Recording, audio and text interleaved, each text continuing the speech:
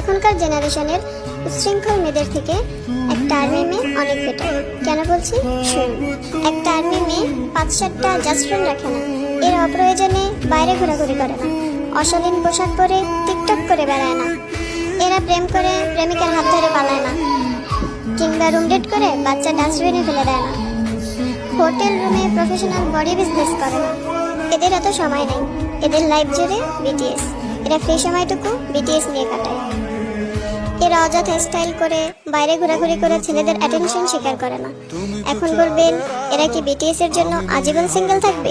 জি না, সময় হলে পরিবারের পছন্দে ঠিকই বিয়ে করে নেবে, সেই চিন্তা আপনাদের করতে হবে না। আর বিয়ের পরে ঠিকঠাকভাবে সংসারটাও গুছিয়ে করতে পারবে। সো প্লিজ, কাউকে ভালো না বাসতে পারলে অন্তত ঘৃণা বা অযৌক্তিক কথা বলবেন না।